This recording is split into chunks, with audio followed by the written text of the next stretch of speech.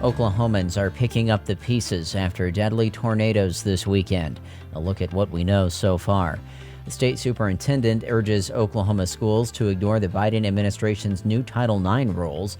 And the OKC Thunder are one victory away from advancing to the Western Conference semifinals.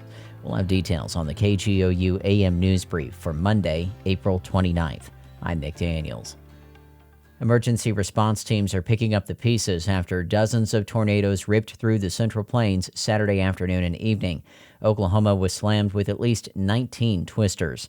OPMX's Lionel Ramos reports at least 4 people were killed in the storms. The deadly tornadoes ripping through central Oklahoma left a path of destruction in their wake. About 80 miles south of Oklahoma City, downtown Sulphur was largely leveled. Oklahoma Governor Kevin Stitt says the tornado damage there is the most he's seen since he took office 6 years ago. We've got early reports. They think this is an F4, just kind of blowing right through downtown here. And I just haven't seen this much destruction. Storm damage could be found across the state. Tens of thousands of people lost power as homes and businesses were destroyed. Governor Kevin Stitt has declared a state of emergency in a dozen counties as FEMA mobilizes to aid in the recovery efforts. I'm Lionel Ramos. And the National Weather Service Sunday afternoon released preliminary survey damage results. According to the Weather Service, at least an EF3 went through Sulphur and Marietta. Further damage assessments will determine if the ratings will go higher. More than 100 tornadoes were reported from Iowa and Nebraska south into Texas between Friday and Sunday. You can read more tornado coverage at our website, kgou.org. Oklahoma's state superintendent, Ryan Walters, is instructing schools to ignore new rules from the federal government related to Title IX. OPMX's Robbie Korth reports those directions could cost Oklahoma schools millions of dollars. Title IX is a federal law prohibiting sex-based discrimination in public education. But in a letter to Oklahoma schools, Walters writes the new rules for it are harmful to women and girls because they include protections for trans people. Walters says he believes litigation will be filed against the Biden administration soon, challenging the rule's validity.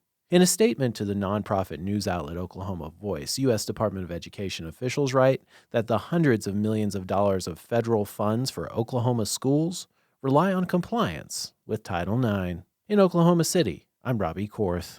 A Tulsa City councilor was arrested last week on a domestic violence accusation. And according to OPMX's Max Bryan, it's not the first controversy to plague the councilor. According to records, Councilor Grant Miller was booked into the Tulsa County Jail Thursday night on suspicion of domestic assault and battery first offense, which is a misdemeanor in Oklahoma. Since his candidacy, Miller has been involved in multiple legal battles pertaining to the city, ranging from being under investigation for videotaping poll workers to being the subject of a lawsuit against fellow counselors who allegedly texted about him during a meeting.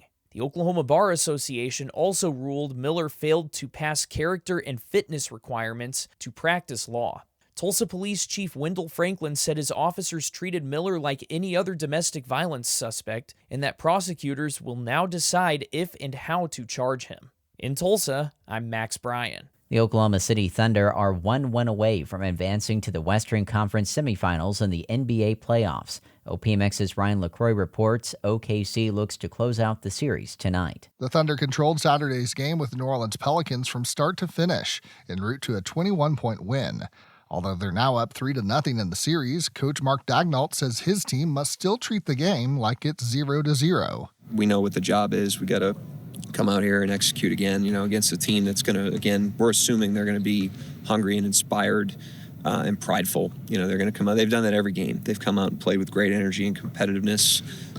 And to our credit, we've matched and exceeded that to this point. OKC will look to complete a clean sweep of the Pelicans tonight.